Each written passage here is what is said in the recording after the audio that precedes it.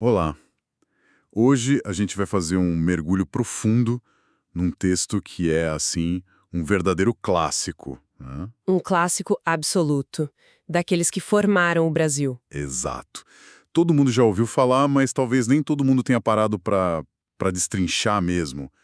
O famoso capítulo sobre o homem cordial em Raízes do Brasil, do Sérgio Buarque de Holanda. Hum, A nossa missão aqui é tentar entender, afinal, o que ele queria dizer com isso? Porque a ideia de que o brasileiro é só simpático é muito superficial. é superficial demais, né? Para um livro dessa importância. Então vamos fundo nessa análise para ver o que tem por trás do conceito, É o ponto de partida perfeito, porque essa é a armadilha.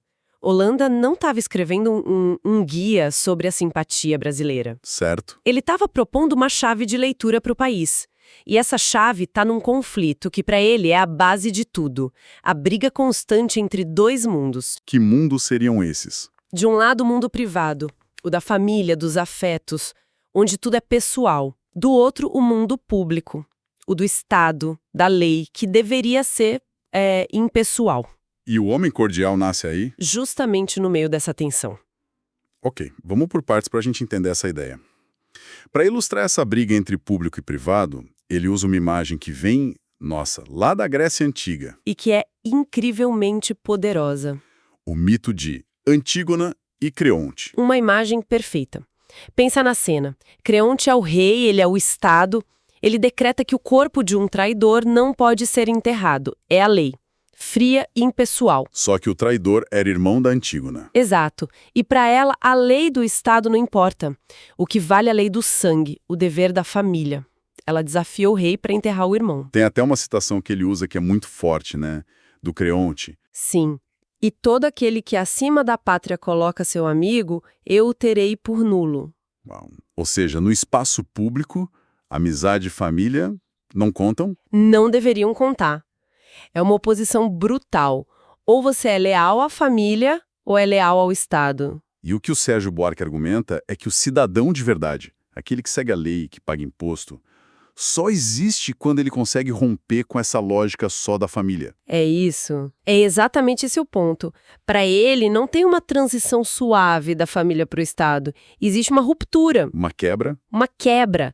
O Estado moderno exige um tipo de pensamento abstrato, que é o oposto total da lógica afetiva da casa. Ele até compara com a passagem do artesanato para a indústria. Como assim? O mestre artesão e o aprendiz tinham uma relação quase de pai e filho. Era pessoal. Já na fábrica, o operário é o quê? Um número. Uma relação funcional, não pessoal. Isso. Mas espera um pouco, essa transição foi difícil em todo lugar. O que o Holanda aponta como sendo, assim, especificamente brasileiro nesse processo? Ótima pergunta. A diferença, segundo ele, é que no Brasil essa ruptura nunca se completou de verdade. A estrutura da família patriarcal era tão forte, tão dominante. Com o pai no centro de tudo. Isso. Ela continuou sendo um modelo para todas as outras relações. A lógica da casa, dos afetos, das lealdades pessoais, ela simplesmente invadiu o espaço da rua. O espaço que deveria ser da lei impessoal. Exatamente. E essa mistura de público e privado, essa invasão da casa na rua, tem um nome técnico, né? Ele pega um conceito importado, digamos. Isso, ele vai buscar no Max Weber, o sociólogo alemão, o conceito de patrimonialismo. Que originalmente descrevia reinos antigos, certo? Exato. Onde o rei tratava o Estado como o patrimônio dele. O castelo, as terras, os impostos, era tudo dele. Holanda olha para o Brasil e diz: olha, essa lógica, no fundo, nunca foi embora daqui. Entendi. Então, na prática, é a mentalidade do famoso jeitinho aplicado na administração pública. É um bom jeito de colocar. É o político que emprega o parente não pela competência, mas porque é de confiança, é da família. Exatamente. É o funcionário que não se vê como um servidor de uma função abstrata. Ele se vê como o dono do cargo. O cargo vira um bem pessoal, E aí a escolha para esses cargos se baseia em quê?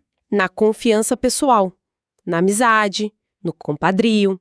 E não na capacidade técnica. Falta o que Holanda chama de ordenação impessoal, que é a base de uma burocracia moderna. Com regras claras que valem para todo mundo. Isso. Essa ideia de que a lógica da casa domina tudo É muito forte. E imagino que é daí que ele finalmente tira a definição do homem cordial. Como ele amarra isso. É o ponto central. Ele lança aquela frase que ficou para a história, né? A contribuição brasileira para a civilização será de cordialidade, daremos ao mundo o homem cordial. E aqui chegamos ao nome do capítulo. Confesso que a primeira vez que li isso, pensei o óbvio. O brasileiro é amigável, simpático. Todo mundo pensa. Mas a sacada do Sérgio Buarque é muito mais profunda. A chave está na origem da palavra. Sim, e essa é a grande virada da análise dele. Cordial não vem de cortesia, de boas maneiras. Vem de cor. Vem de cor, coração em latim. Ele não está falando de uma pessoa educada, ele está falando de uma pessoa que age guiada pela emoção, pelo afeto, pelo coração, e não por regras. Faz todo sentido.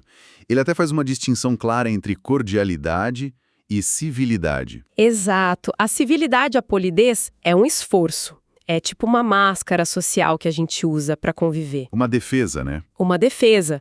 Já a cordialidade, no sentido que ele usa, é o oposto. É a espontaneidade, é a ausência de barreiras, é a busca constante por intimidade, é querer derrubar os muros. Nossa, e ele usa uma expressão fortíssima para descrever a psicologia desse homem cordial. Algo como um pavor de viver consigo mesmo. É uma análise psicológica muito aguda, né? Muito. É como se a pessoa precisasse estar sempre conectada com os outros para se sentir viva. É isso. Para o tipo cordial, a solidão é um cativeiro.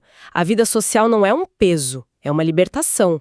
Ele precisa viver nos outros. A identidade dele não é uma fortaleza interna, é uma teia de relações. E isso explica a nossa famosa aversão a qualquer tipo de formalidade, de ritualismo. Com certeza. Um ritual, por definição, cria distância, impõe regras. E isso é insuportável para a lógica do coração. É impressionante como está vivo até hoje, a gente vê em todo lugar. Ele menciona, por exemplo, a dificuldade do brasileiro com a hierarquia. Sim. Um chefe não pode ser só um chefe. Em pouco tempo, a gente quer que ele vire gente como a gente, que conte piada. Que vá no happy hour. Exato. Tem que quebrar o gelo, transformar a relação profissional em pessoal. Perfeito. E outro exemplo que ele dá, que é genial, é o nosso uso dos diminutivos. O ininho, o ininha. Totalmente. A gente não marca um café, a gente marca um cafezinho. Ninguém pede um favor, pede um favorzinho. É um jeito de tirar o peso, de deixar tudo mais leve, mais íntimo. De trazer a pessoa ou a coisa para perto do coração. É o homem cordial falando através da nossa gramática. E isso vai até para o tratamento social. A preferência pelo primeiro nome em vez do sobrenome, que é tão comum aqui. E que para ele tem um significado profundo. Usar o sobrenome cria uma barreira formal entre as famílias. Chamar pelo primeiro nome é um jeito de abolir as fronteiras. Criar uma grande família simbólica. Exatamente. Isso me lembra a anedota que ele conta do negociante americano que veio fazer negócios aqui. Ah, essa é ótima. Ele ficou chocado. Achou que ia chegar, apresentar o produto, fechar o negócio e pronto. Mas ele percebeu que, aqui, antes de vender qualquer coisa, ele precisava virar amigo do cliente. Tinha que almoçar junto, perguntar da família. O negócio não era uma transação impessoal, baseada em preço e qualidade. Não. Era uma relação de confiança pessoal. De novo, a lógica da casa invadindo a esfera dos negócios. Todos esses exemplos mostram a mesma coisa. Uma repulsa a regras abstratas. Uma repulsa a qualquer forma de convívio que não seja baseada numa ética de fundo emotivo. As leis que valem para todos encontram uma resistência enorme numa mentalidade que só confia no concreto. Sangue, amizade, afeto. E essa lógica do coração invade até a fé.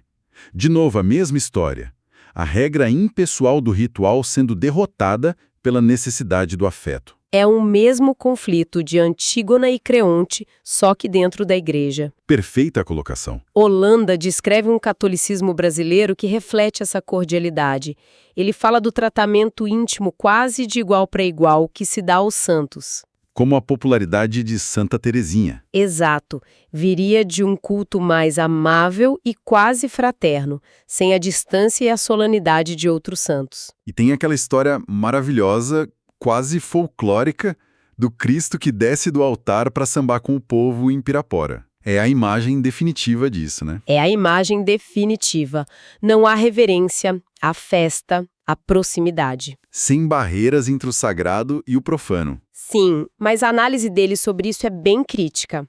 Para o Holanda, essa religiosidade tão sentimental acabava sendo superficial. Era um culto que dispensava no fiel todo esforço. Apelava mais para a emoção do que para a razão, então. Exatamente. Ele cita relatos de viajantes estrangeiros do século XIX, tipo Saint-Hilaire, que ficavam espantados. Viam as pessoas na missa conversando, rindo. Como se fosse um evento social. Um folguedo, como ele diz, não um ato de devoção. E a conclusão é que ele chega a partir daí é bem dura. Ele sugere que essa religiosidade de superfície não teria força para criar uma moral social forte. Liderados pela igreja. Foram por grupos como os maçons e os positivistas, que funcionavam com base em ideias mais abstratas, mais racionais. Entendi. Essa religiosidade cordial se encaixa na aversão ao ritualismo, mas paga um preço. Um preço em coesão e força moral na visão dele. Certo. Então, se a gente for amarrar tudo, o homem cordial do Sérgio Buarque de Holanda está longe de ser só o brasileiro gente boa. Muito longe. É, na verdade, um retrato complexo. Quase um diagnóstico de uma sociedade onde a esfera privada, o afeto, engoliu a esfera pública. Uma pessoa que funciona pela lógica do coração. Isso. E vimos como essa lógica aparece em tudo. Na política, com o patrimonialismo. Onde o Estado é tratado como quintal de casa.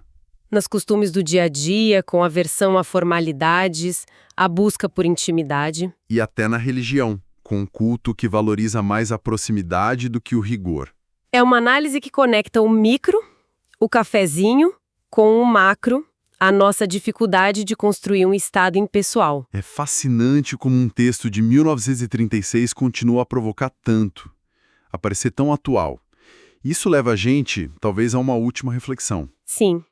A questão que fica no ar é: o Brasil de hoje, urbano, digital, globalizado, ainda é o Brasil do homem cordial?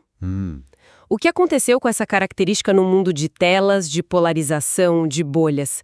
Será que essa cordialidade virou algo seletivo, que a gente só usa com o nosso grupo? E com os outros, o que acontece? Pois é.